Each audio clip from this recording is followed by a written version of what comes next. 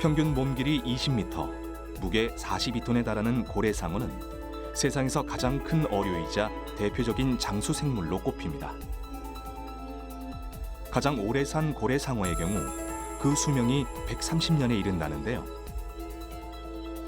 일반적으로 몸집이 큰 생물체는 수명이 길다고 알려져 있지만 실제 고래상어의 장수 비밀이 정확히 밝혀지지 않았기 때문에 이번 연구가 더욱 큰 의미를 갖습니다.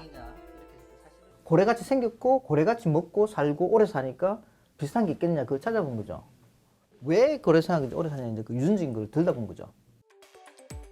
게놈 해독을 진행한 결과 유전체를 구성하고 있는 수십억 개의 염기 서열을 얻어낼 수 있었고 이를 새로 조립해 32억 개의 염기쌍을 가지는 고래상어 표준 게놈 지도를 구축했습니다. 이때 게놈 지도란 유전자의 숫자와 위치를 나타낸 것으로 유전자 지도라고도 불리고 있죠. 네, 여기 표는 위에 이제 보시면 참조 표준 게놈 지도라고 해서 이제 그 말 그대로 지도입니다. 이 지도에 이제 어떤 참여자나 생명체의 이제 게놈을 비교를 해서 분석을 하게 되는 건데요.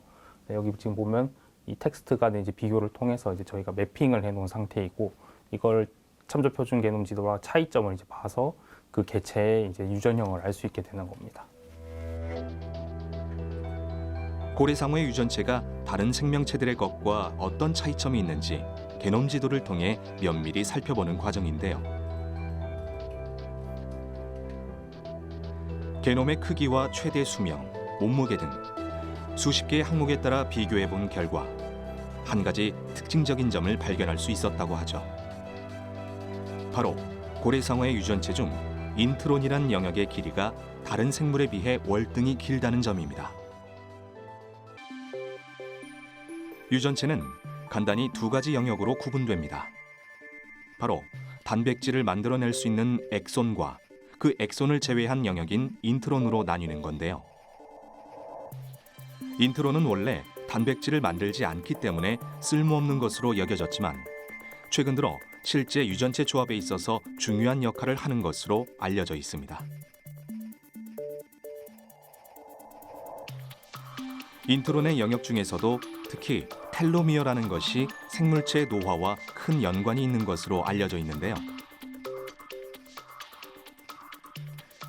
텔로미어란 염색체 맨 끝단에 위치하는 것으로 DNA가 복제되는 과정에서 중요한 부분이 손실되는 것을 방지하는 역할을 합니다.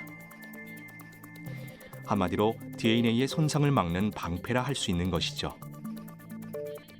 이런 텔로미어는 세포가 분열할수록 점점 짧아지는데 이것이 극도로 짧아지면 세포는 고유의 기능을 상실하고 분열을 중단하면서 사멸의 길로 접어들게 됩니다.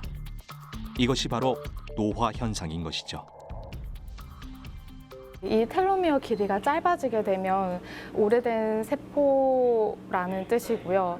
그리고 세포가 이제 늙게 되게 되면 이 각 장기 속에 있는 세포가 물질 대사 기능을 원활하지 못하기 때문에 결국에는 이 장기의 기능을 제대로 수행을 할 수가 없습니다. 그래서 결국에는 이 텔로미어 길이를 통해서 노화 정도를 유출을 할 수가 있는 거죠.